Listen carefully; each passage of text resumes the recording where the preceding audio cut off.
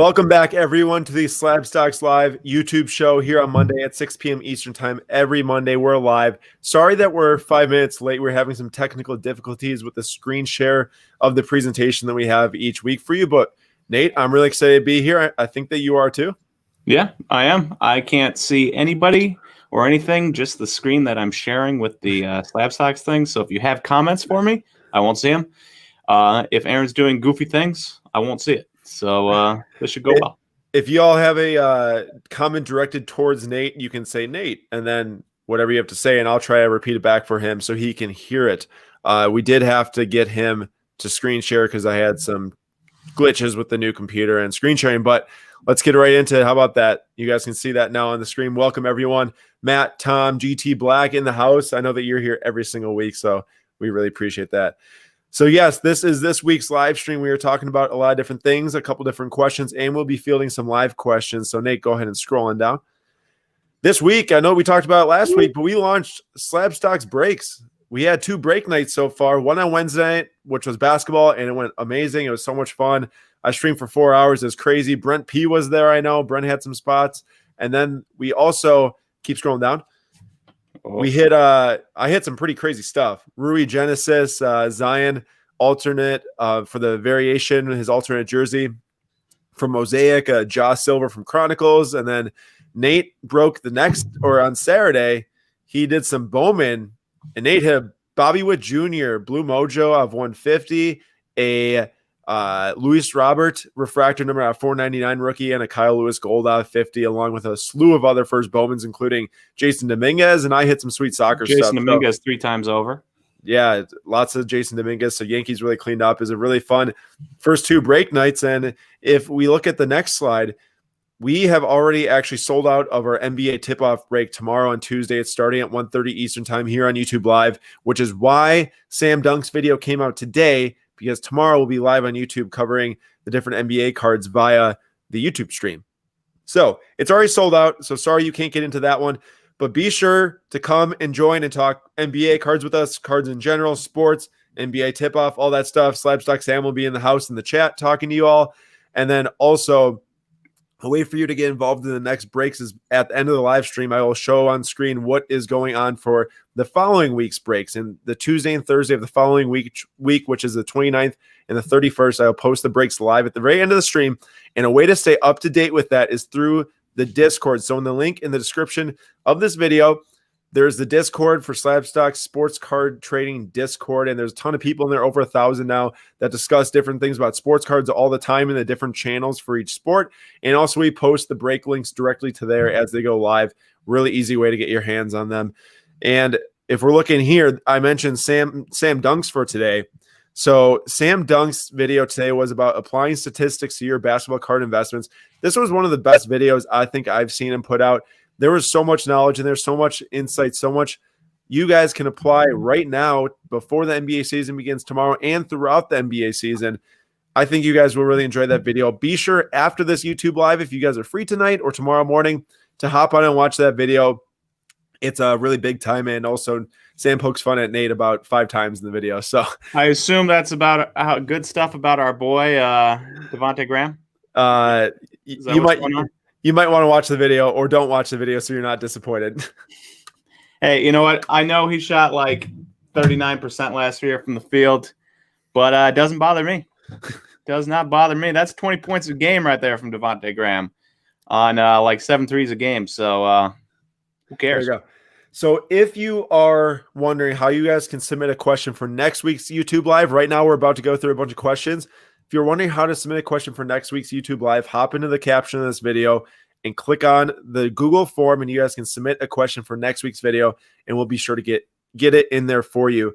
We don't have as many questions this week as normal. I think mostly because I was kind of occupied getting these breaks going. I forgot to post it a couple times at different places, the form. However, we do have enough.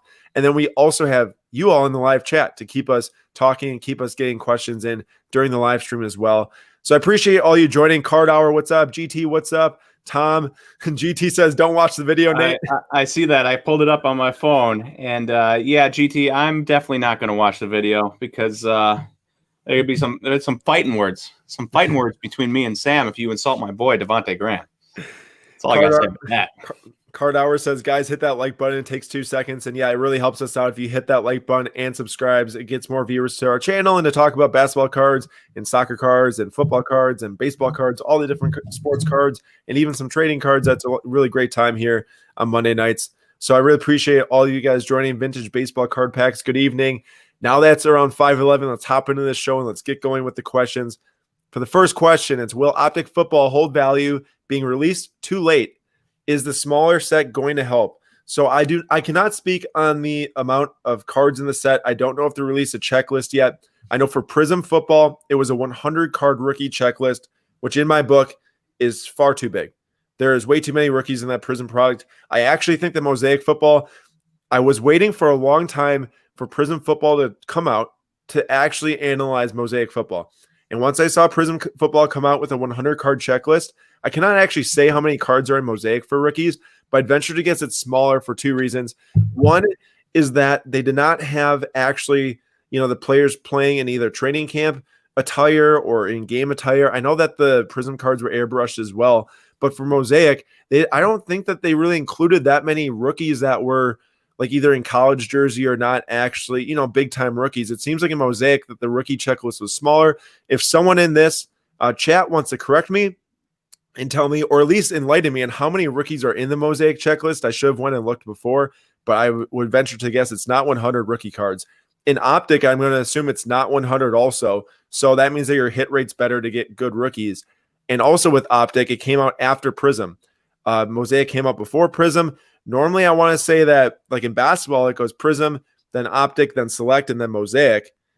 For football, it was all jumbled around. So I wasn't really confident in football products this year. Like I didn't really know what was going to happen. I didn't know if Mosaic was going to be, a hit because of Prism coming later. I thought once Prism came out, Mosaic would take a huge hit. But honestly, like I'm seeing a lot of people really enjoy Mosaic and really enjoy the cards and the hit rates in them and not opening up a $1,000 hobby box of Prism football and getting nothing because the hit rates are very tough. Obviously, you can hit it huge.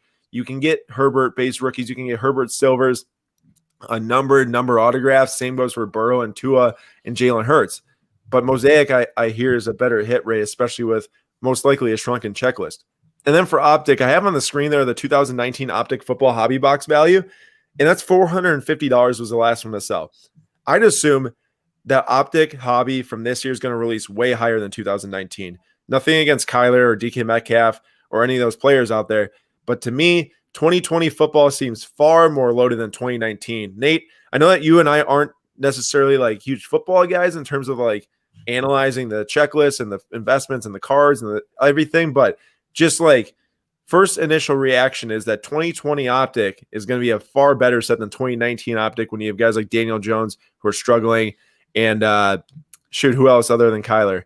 Why can't I think of Drew Lock? Other guy? Drew Lock. I couldn't think of the other guy. Gardner Minshew, who is now going to be unceremoniously replaced by the kid from Clemson. Why can't I think? Trevor Lawrence. Right. So GT Black said that Mosaic only had 50 rookies. So that's half. That's half the amount of rookies in Mosaic than in Prism. That definitely means that you're more likely to hit a good rookie. And there are college uniform cards of the guys like Herbert and or at least I believe that there are. I'm trying to just think back in my memory bank here. I know that there was like a Ohio State cornerback. Can't think of the name. I want to say Jeff Okuda, but I don't know if that's him.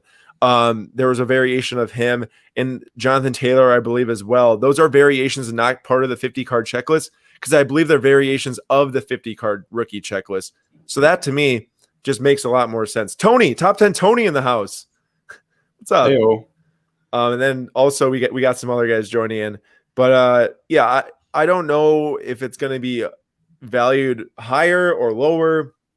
Probably just right because any football that's coming out right now is doing very well because of the obvious Joe Burrow, Tua, Justin Herbert, and Jalen Hurts. It's a loaded class as of right now, but Nate talked about it last week that you never really know. You never really know who's going to keep it going. You never really know who's going to come out of nowhere. If you think back to 2018 with Lamar Jackson picking up at the end of the Ravens season and Josh Allen not playing well at all, and then Lamar Jackson winning the MVP and Baker was Rookie of the Year, and now he's obviously still playing well and they're doing well, but it's not like Josh Allen who came up and now is the best one.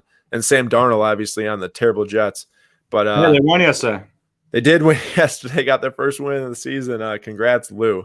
Even the Jets. The Jets are so bad they can't even tank correctly. The Jets are so bad. It's really amazing that they blew that number 1 pick. Do you think the Jaguars are going to blow it and get another win, or do you just think they're just going to?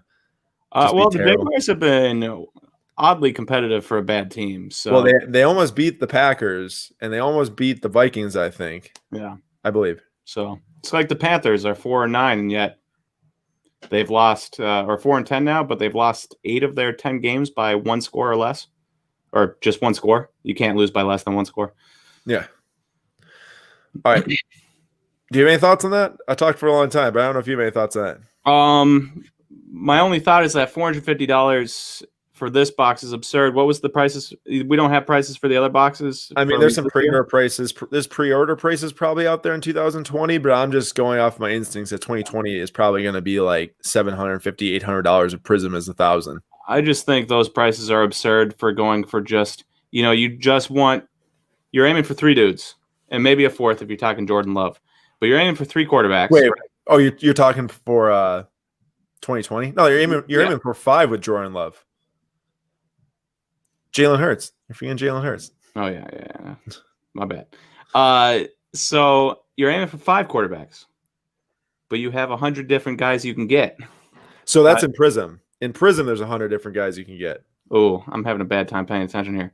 I know. Also, if anybody's wondering why it looks like I'm looking down, it's because I am looking down because I can't see Aaron's face on this screen, so I'm looking at the screen on my phone as the video is going and reading the stuff. So if it looks weird, it's because it is weird. All I'm going to say is Optic for 700 is a no-go for me every day of the week. I'll take that money and buy an Aaron Rodgers Topps rookie PSA 10.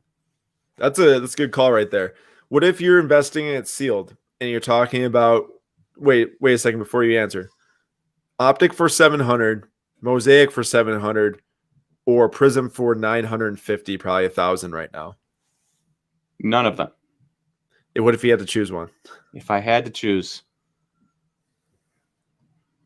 I still think I probably go Prism for the 200 more.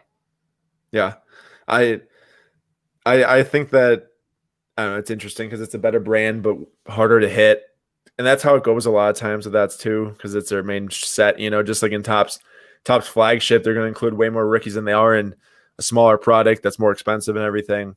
Mm-hmm. Kind of interesting. All right. Hey, thank you, everyone. Yeah, you guys answer too. If I ask that question, Mosaic, Prism, or Optic for football this year, toss in your input. We want to hear it. Appreciate all 50 of you joining in so far. Definitely hit that like button too. Point. Mosaic only because it's a first-year set. You know how people are weird about first-year sets. How they really get into it. Yeah. For sure. All right, you want to read this one? Yeah. Do you guys think a card market crash back to pre-COVID levels is ever possible, or is it past the point to where the market has a steady floor? If so, what do you think could be the catalyst for such a crash? In my opinion, one would be the real economy crashing because people would have less money to spend on hobbies and non-necessities. And number 2 would be the absurd prices for boxes that are 1,000 plus and unsustainable and crash the demand, especially for people new to the hobby. Obviously, hope a crash never occurs, but it's smart to know the possibilities of it. Aaron, can I answer? I had some thoughts on this earlier. Can I answer? Sure. Yeah, go first.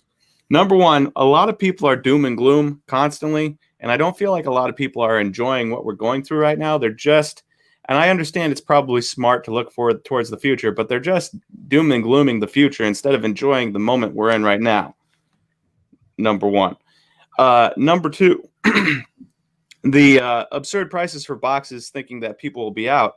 That just means that these boxes are going to be bought up by more breakers and people are going to buy spots instead of whole boxes. And these cards are still going to get out onto the market and you're still going to see a bunch of singles, more singles than were ever in the past type of thing, because breakers will just become more popular than people buying whole boxes, I think. So I don't think, obviously everything goes and is cyclical and we will eventually see a downturn in this market at some point. Just happens in every market, but to be all doom and gloom and to be like, oh, look at these box prices, I think there's things built in to fix that, I guess.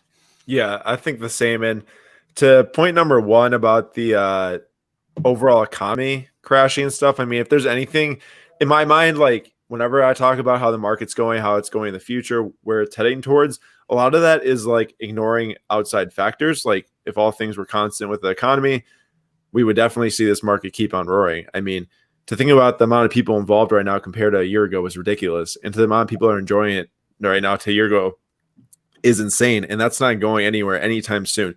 I mean, even when people wanted to push it at the absolute hardest, I remember back in August when Sam put out the video, The Sky is Falling, there were people saying that Prism based rookie Luca PSA 10s were going back down to like $250. There were people that were saying, oh, all you guys are wrong, all that stuff. Well, look at this. Once basketball comes back, as it does every year going into the season, the market's stronger than ever.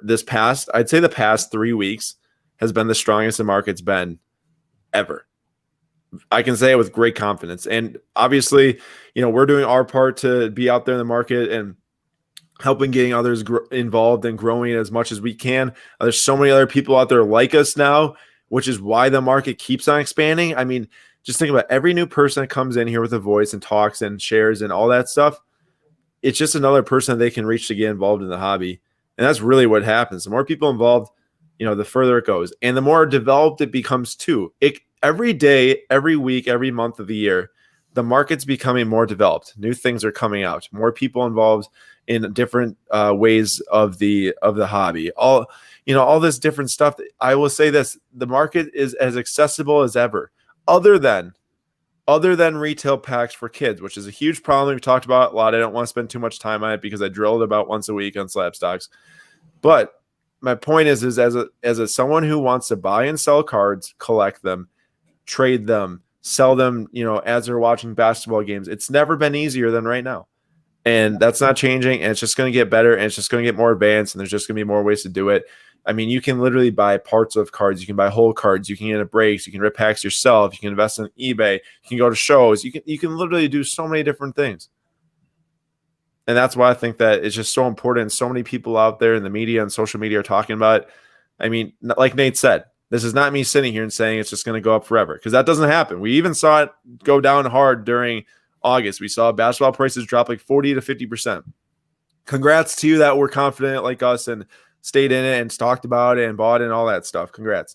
But, in the future, I mean, yes, there will be times that goes down again, and then there's going to be times it bounces back. The thing is that so many people always ask themselves, when's the peak? When's the peak? I mean, you could be sitting here for the past 15 years collecting cards, 10 years like myself, and you could have been asking yourself 5 years ago, oh, I got to sell it at the peak. I got to figure out when the peak is. Well, you would have been dead wrong for 5 straight years about the peak. Yep. And you're never going to find it, because in 5 years, the peak could have happened 10 times over. It could have went like this, then like this, and up and down all the way up the graph. And you see it all the time in like all-time graphs. You see them go up, and you see it go down a little bit, and then back up. And there's always like this new floor that's kind of created. So like, I think that it was really, really important that August prices dropped by 40%, because it dropped down to a point where people that were really interested and really involved could buy back in and get into these cards and have them. And it gave them a sense of confidence again, that they're not just buying constantly on the uprising. And then it gives you more confidence for the next time that this happens and comes around.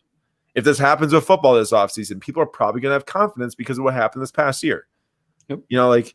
There's just so many things. There's so much data out there, so many PSA pop reports, so much eBay data. I mean, you guys can study as much as you want, and you guys will have so much confidence going into, what you're doing based off of past history. And that's why that's my answer to this question. But I think it's a great question to ask, and I think Steve asked that. Steven, I know you're in here all the time. You might not be here today, but appreciate the question a lot, because it's a good one. And we have a $600 stimulus check coming, and since $600 doesn't do much for most people, I'm sure it's just going to get blown on cards. Yeah, I was actually going to bring that up today, because I just saw that. Get ready for another round of spending. Yeah, not $1,200 this time, but $600. And hey, it's still something a lot of people in the market. I mean, $600 helps anyone out, but a lot of people in the market already have that $500 that they're placing on cards tomorrow. So it's just going to be an extra $600 to place on cards tomorrow. Yep, that's true. All right, next question. Huh? Let's do it.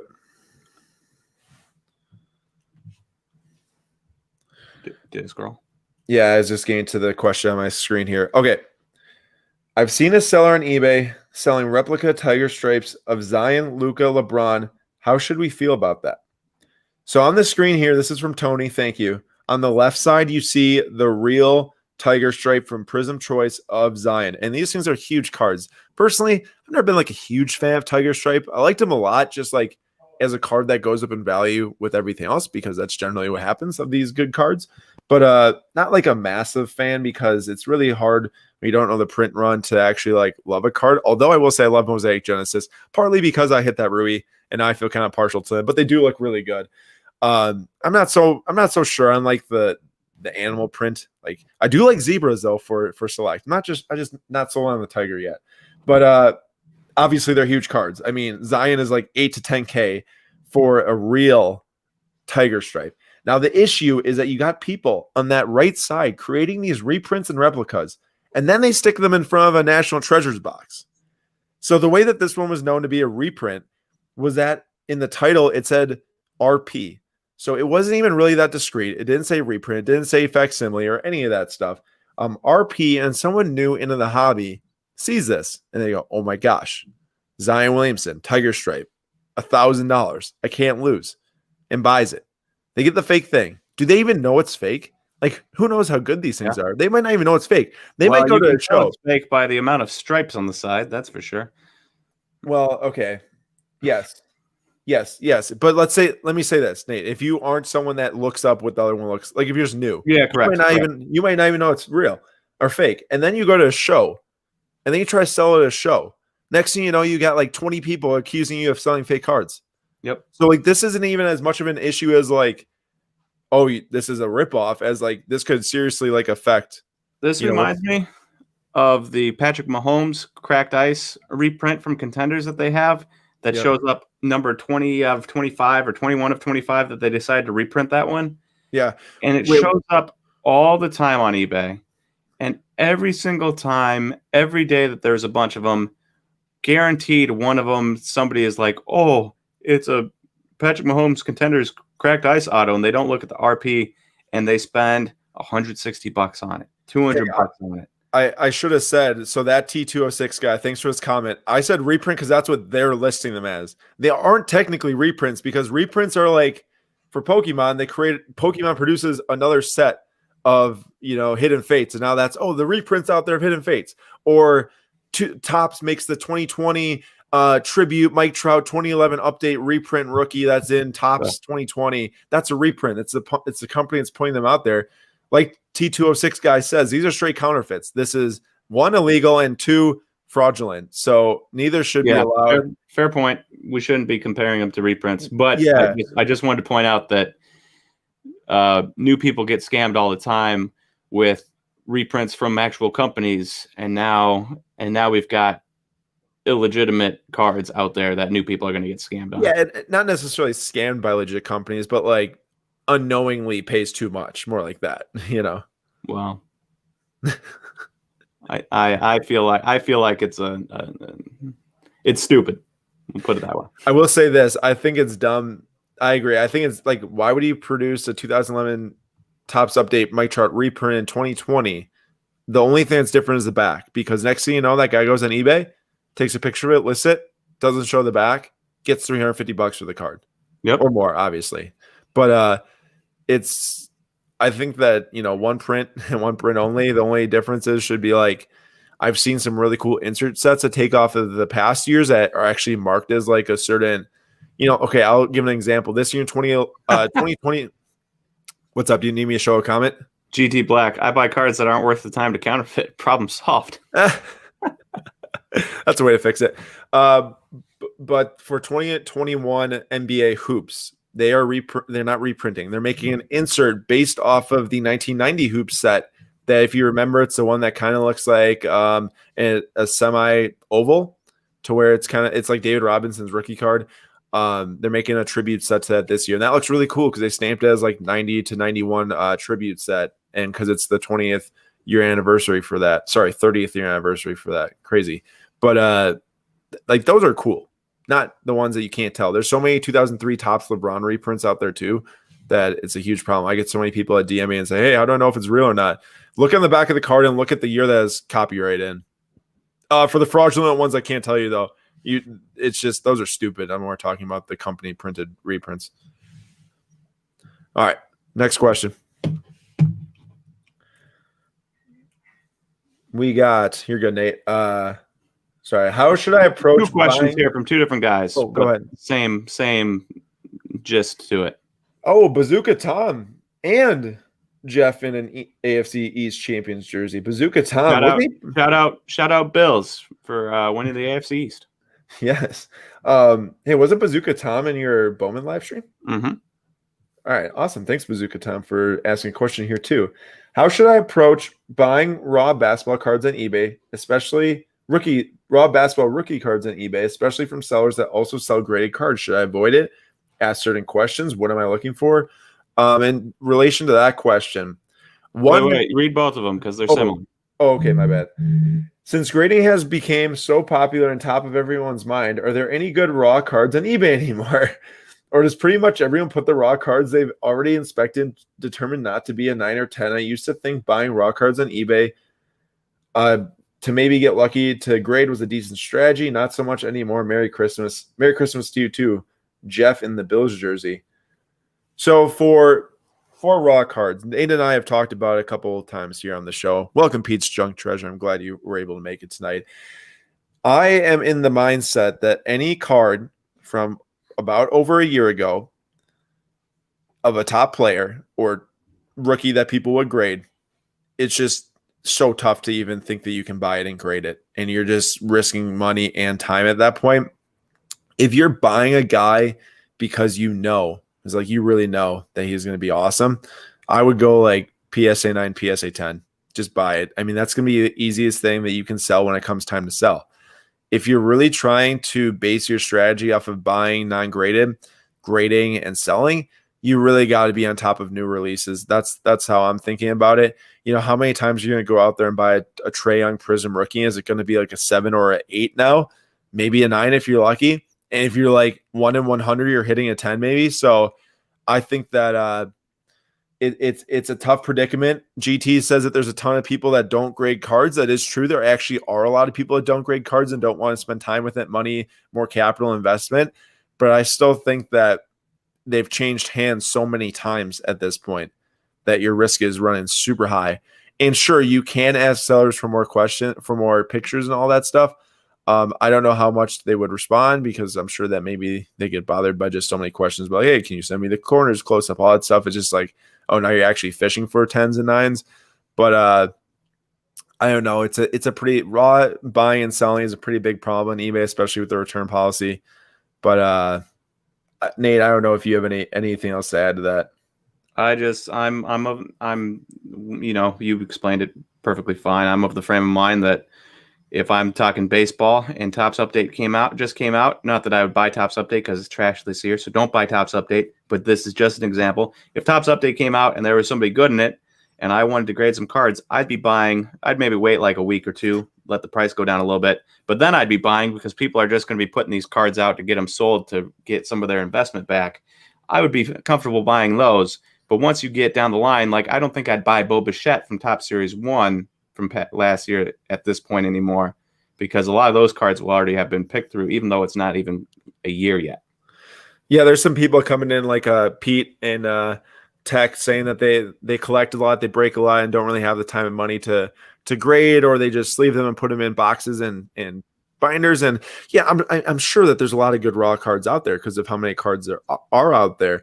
But are those cards even going to hit the market? Like in Pete's, his case, like, are you really going to pull out your 9 pocket pages and list those cards to eBay?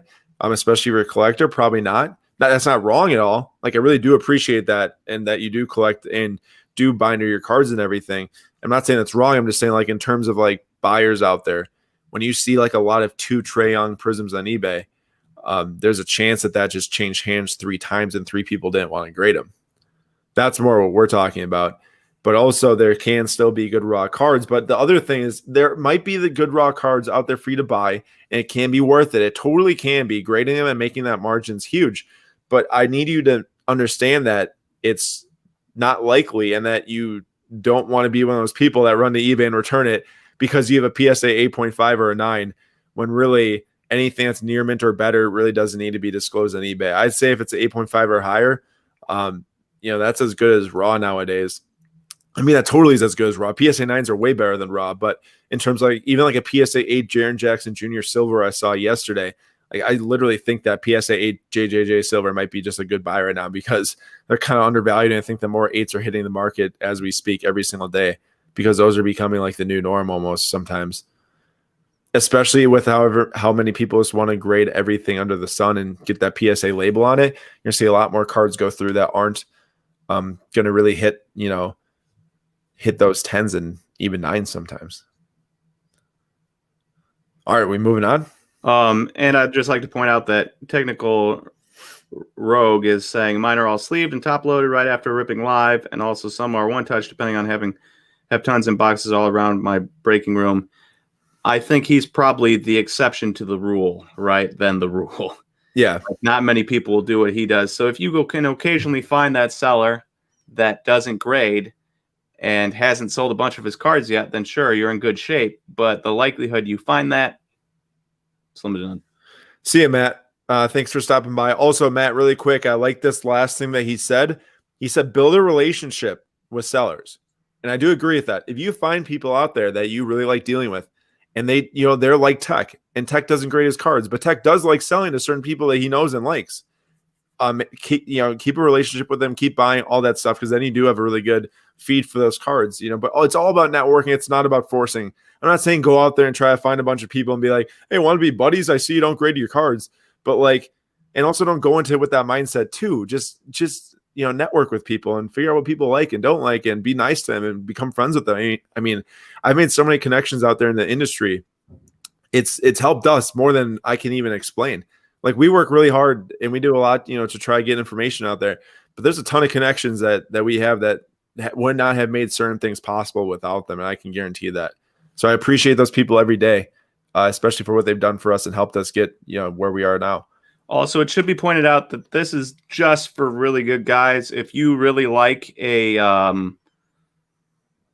Isan Diaz from the Marlins, nobody's grading Isan Diaz. So you can go to eBay and buy all the Isan Diaz's in the world, and you'll probably have quite a few PSA 10s in there. Yeah, Nate's totally right. So if I'm sitting here like 6 months ago and I'm like, oh, Chumo Kiki, he hasn't played yet, like I want to try to buy him, grade him so my cards are ready for the NBA season, you're probably going to have a great time buying his cards on eBay and grading them. I mean, there's not the many graded out there. Or THT before he blew up, Talon Horton Tucker. He would have been a great guy to buy up and grade if you were like hot on him as a prospect. That's where you can do it. If you're going out there and trying to buy a trade, a grade, you're going to have some really rough luck, I'd say. Yep. All right, so this one was kind of funny. There's a question. Are redemption cards necessary? How does this impact the value of boxes when the redemptions expire? What happens to unclaimed redemptions? So the redemption I put on the screen is from 2019-2020 National Treasures. Nate, can you read the name for me on that autograph from the set? Nikola Vucevic. And we're talking about like easily a five-figure box is returning a Nikola Vucevic redemption autograph. Is that the worst possible hit you can get in the entire set? Because it's terrible. It's not live. It's a redemption, and it's Nikola Vucevic. And redemptions, in my mind, I would rather hit this than Panini points. Or how about this, a blockchain? A blockchain card? Yeah. But those Zion blockchain RPAs were going for like 5K off a release. Stupid. But in terms of redemptions, I really think that redemptions and points shouldn't be a thing. If you sign a player to a contract and they don't return their cards by a certain date, now obviously you have to do something at that point. But I think there should be harsh penalties for these players. And they should really get more on top of this, because Giannis, as much as we love him, that man hasn't signed a card in like 2 years. I'm still waiting for his Noir sneaker spotlight from 2018 to be made so I can buy that and spend way too much money on it. But no, he still hasn't signed. He hasn't signed for a bunch of products, and he's one of the bigger superstars that hasn't. And it stinks. I mean, it stinks if you open up a box of Noir in 2018, hit a Giannis sneaker spotlight redemption auto, fast forward 2 years later, and you still don't have it. I mean, that's awful. They stink. I don't like them at all. I wish that they weren't a thing. And in terms of boxes and how the values are affected when they expire, first off, stupid that they expire. I think that's dumb. You should be able to cash your redemption whenever. If a card from 2003 that's a 1 of 1 pops out of a box and you want to redeem it via Topps and you redeem it and it's expired, that's stupid. It should go into the system and it should flag it as a replacement right away. Like, yo, this is so long ago. There's no way we have this card. Or you still have the card because you made it and you ship it. There's one of two things. They should never expire. That's one of the dumbest things also, is that they expire. And yes, I think it does affect some of the boxes with certain guys being redemptions.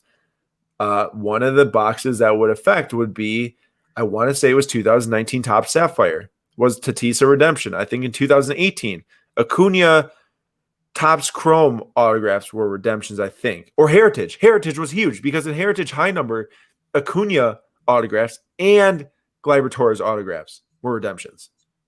And possibly Juan Soto too, actually. Or maybe not. I know that 2 of those guys were redemptions, though. Like that's a big issue.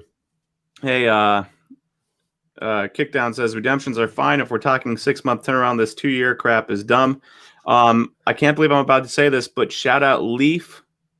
Shout out Leaf, because one time we got a free redemption of some college autograph. Simmons, some defensive end, Simmons something.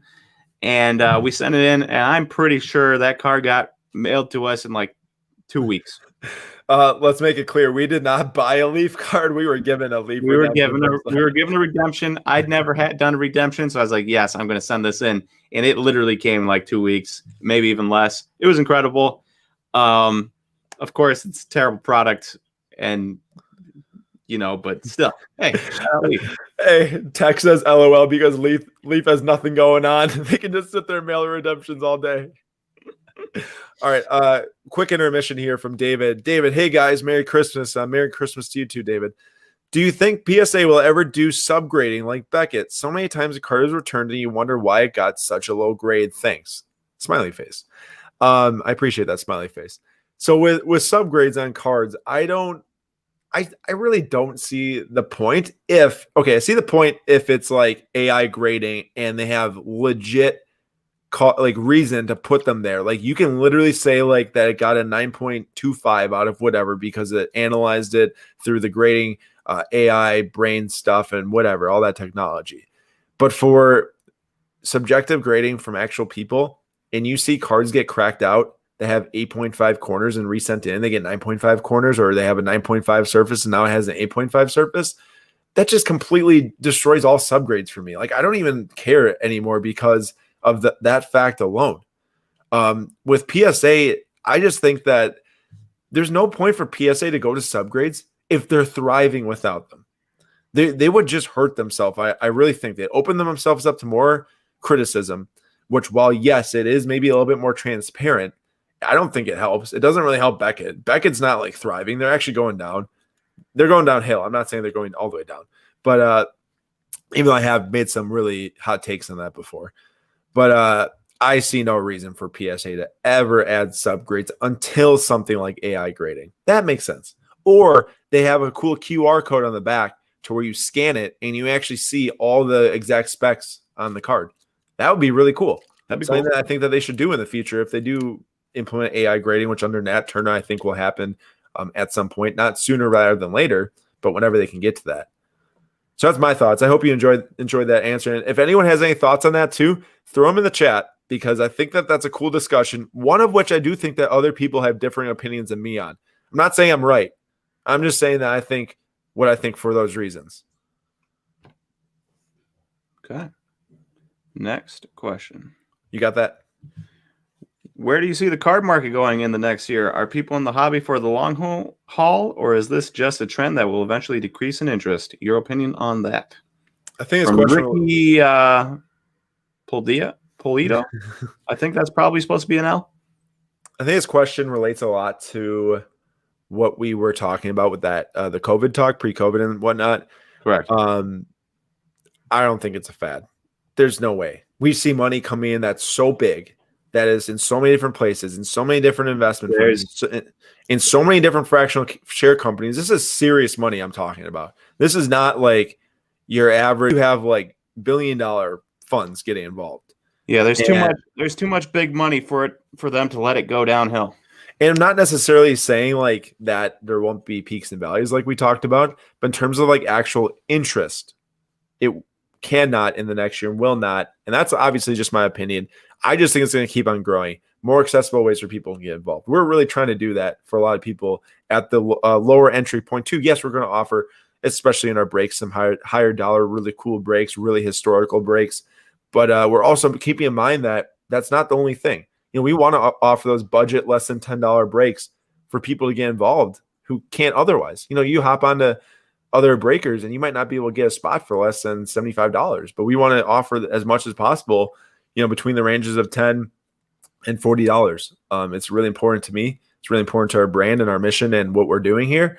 But also we keep in mind that there's a lot of fun to be had out there with some really high dollar products. So we'll definitely get that involved.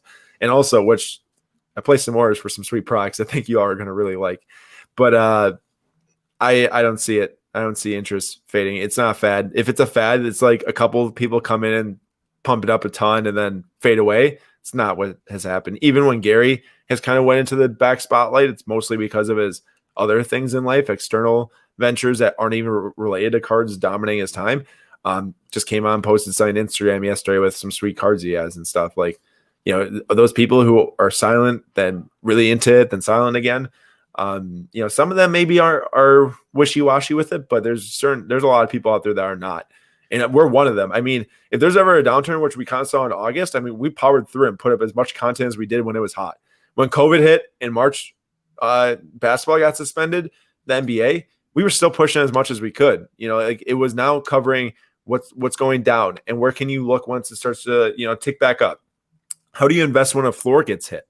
That's what we covered a ton in August and September and October, is watching for the floor. I think I put up like 3 or 4 videos that were like talking about hitting the floor. And then once it hits the floor, the rest of the market starts to rebound when you see those bigger cards hit the floor, and an exact thing happened. Perfect. Hey, Dylan M asks, does the grade hurt a 101 card, even if it has nothing to compare to? And just to answer that quick, I feel like there's 2 school of thoughts. One is, why grade it? Because, the grade shouldn't be boosting the value of a 1-of-1 card, right? And the other school of thought is, get it into a case and get it protected as best as possible, which would be a graded case. But as for value, would you agree, Aaron? I don't think it affects it whatsoever. I think that if you have like a PSA 10 or 9.5, it definitely gets more people involved than like looking to spend big dollars. But I don't necessarily think if you have like a PSA 7 or 8 that people are going to be like, this is worth so much less compared like you would with like a base PSA 10 versus an 8, or like a silver 10 versus a silver 8. I really think that like I have a Jonathan Taylor 2020 Prism Black Mosaic rookie from Draft Picks, 1-of-1 that has it's a PSA 8. I got it and a bent corner. Was I going to return it to the seller because I had a bent corner when he sent it and I didn't know when I buy it? Absolutely not. I'm not selling that card. I graded it, got a PSA 8. I knew it wasn't going to get a 9. I knew it wasn't going to get a 10. Truthfully, I thought I was going to get like a 6, but I was pretty surprised by the 8. And, it's all about getting in that case, protecting it, making it displayable. Like, honestly, like I really think that getting it graded just makes it much more displayable for myself too. And like, it's going to case. It's awesome. I only included this question because I think it's a good talk about if people don't know about Prism draft pick values. How much will my Panini 2020 Prism draft pick Cassius Stanley Black Gold 5/5 and Josh Green Gold 9/10 be worth, and will it increase or decrease price over time? Yeah, so this is a good like theory question here. Like I can't necessarily sit here and say like, hey, your Cassius Stanley Black Gold 5 is worth this, or the Josh Green's gold is worth this. But what I can say is that normally prices drop on Prism draft pick stuff and college stuff in general. It's not just Prism draft pick, but especially high dollar cards like this drop in. Sometimes it's hard for them to rebound. They rebound if you're a player like Luka, Trey, John Morant, Zion Williamson. Yeah, they don't rebound if you're Josh Green. Yeah, so if you're looking to sell and like get the most value out of it, sell it now. If you collect it because you love the college you played on, collect it like that. I know Cassius Stanley went to Duke. I'm not totally sure on Josh Green though. but also will it increase or decrease in value over time? Totally depends on the player. For those of you on a budget and like just love the Prism brand and love getting cards of great players, by the time that Hoops drops at the end of January and then Prism's coming in March, you might want to look in there if you're a really, really big budget guy. Like if you can get some rookies for like a couple bucks and grade them, like that's not hurting you, but it's just not the allure that other people are looking for. Also, one more thing to be said is that this year Prism Graphics is going to operate separately than it has in other years because of the lack of 2020, 2021 product, because of COVID and delays and the season game pushback. It's going to operate differently. We've already seen that a lot. Draft pick cards actually doing well. Draft pick cards being collectible. Draft pick cards getting graded. Zion draft pick PSA 10s are like probably $100 for a base rookie. Like that's not bad. Like if you bought those things for like $10 and graded or whatever, like that's not bad at all. You're still making money. It's just a less secure, less way to do it and less exciting, honestly, in my opinion. But I still think that it's out there for the budget people, and that's not a bad thing. That's not a bad thing at all. Speaking of budget and Prism draft picks, like I was saying, keep in mind how we want to get people involved on a budget. I got some Prism draft picks in the mail that we're going to be listing for a break tomorrow night. It's going to happen at the end of the live stream of the NBA tip-off break. I hope to see you there. If you don't know what about 1:30 p.m. Eastern time, I'm starting the NBA tip-off break. All spots are already sold out, but there's some really sweet products getting broken. Our first hobby boxes are actually being broken on the channel, which is going to be really fun. But I would highly implore you, if you are on a budget and want to get involved in break and discuss with other people and take part in something, our community, I really implore you to look into that Prism draft picks, because you can get some of those cards for cheap that you can grade. I'm going to treat your cards right, so you can definitely get a shot at grading them too. Perfect. And then last question, and Aaron, we will get you out of here before your 6 o'clock cutoff, which is awesome. Good. Could the Luka 2019 National VIP promo see a price rise, since it looks very similar to his rookie select courtside? It could be a more affordable option for those who can't afford courtside. And that courtside is $7,000 is just so wild. Hey, it should be. It's a pop like 200. I understand. Yeah. It's just. Well, do you know what's funny is that I swear, for those SlabStox diehards out there, I appreciate you guys a lot, by the way, watching everything. Hitting that like button like Card Hour does. I really appreciate that. You would have known for forever that we love select courtside, and a lot of it has to do with aesthetics. A lot of it has to do with design. A lot of it has to do with pop reports and Prism-like feel, but in a different set. Because I'm not going to lie, Prism sometimes isn't the best. Like it's just not. Like the quality control was worse this year in 2019 Prism than it was in select. Now sometimes that does help a lot. Like Zion Prism Silver PSA 10s would not be $5,000 if it wasn't a really tough grade. The Luka Select Courtside PSA 10 is a far easier grade than a Prism Silver Zion. So it helps and it hurts at the same time. It's kind of a double-edged sword. Now, getting back to the question, and this VIP card on the right. So that's a 2019 card. That is not a rookie card. That card is from a convention exclusive. You have to spend check this out.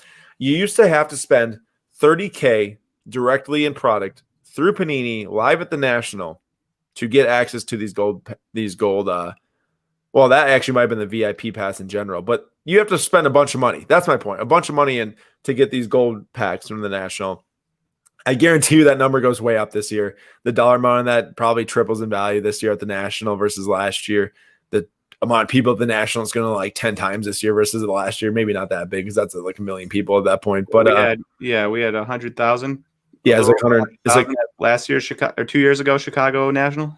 Yeah, like 120K. Honestly, I wouldn't be surprised if over the 5 days 1 million people walk through the gate. I would not be surprised if 1 million people walk through the gate over the 5 days total next year. Now, if it just depends, I guess, on how much people are traveling at that point. Oh, that traffic would be atrocious.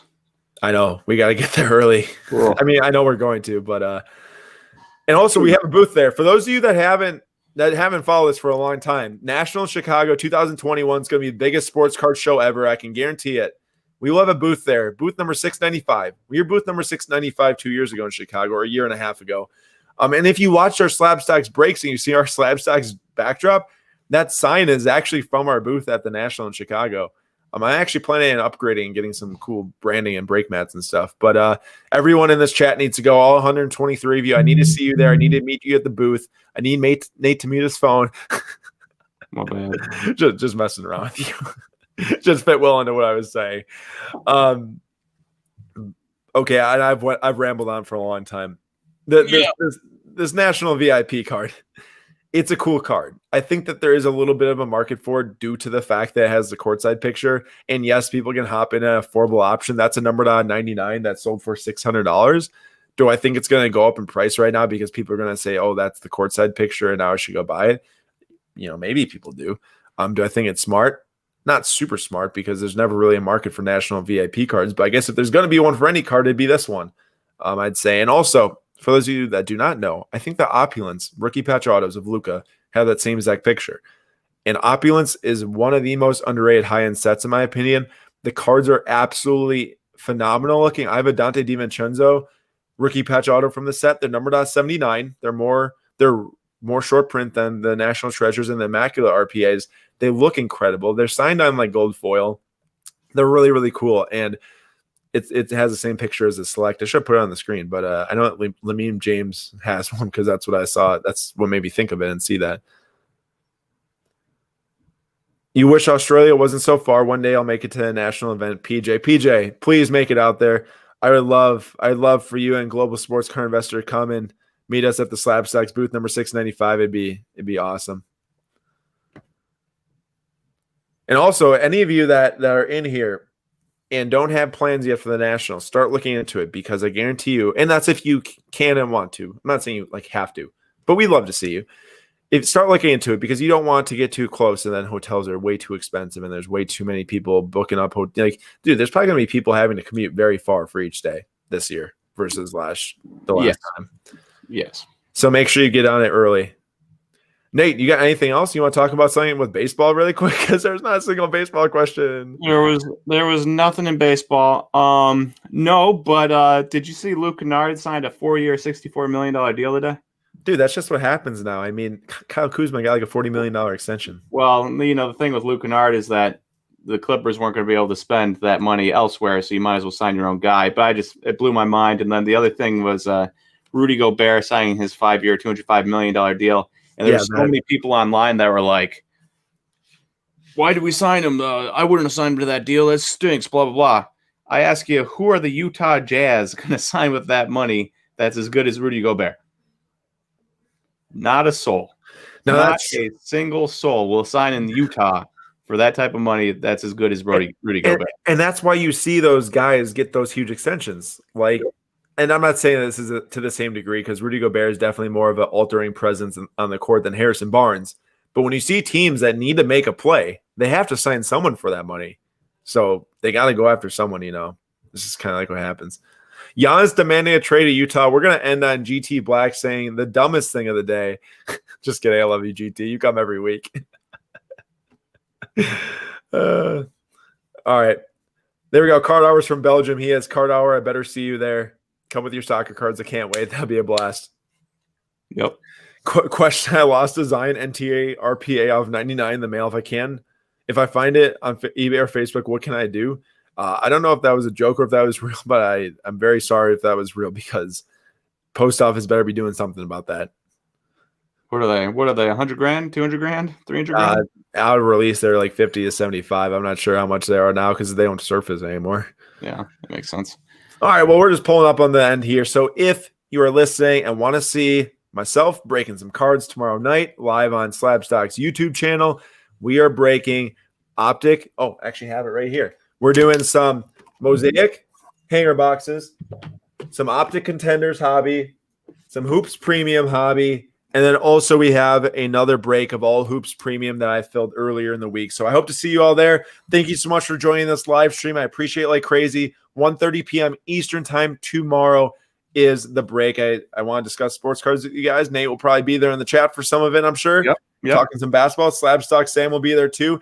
And if you have not done so yet, please watch the SlabStox Sam Dunks video that came out today. Or don't, because he's probably harassing Devontae Graham. So it was by far one of the best videos he's put out, and it will help you immensely. Even if Nate is a sad boy that he wasn't able to listen to Devontae Graham be pumped up by Sam. Nate, you should actually check it out. He put something funny in there about you. And I was not going to delete out. All right. Thanks for watching, everyone. We will see you next week, Monday at 6 p.m. Eastern time on the YouTube Live. I'll see you guys tomorrow for the break, and enjoy your Monday night. See you guys.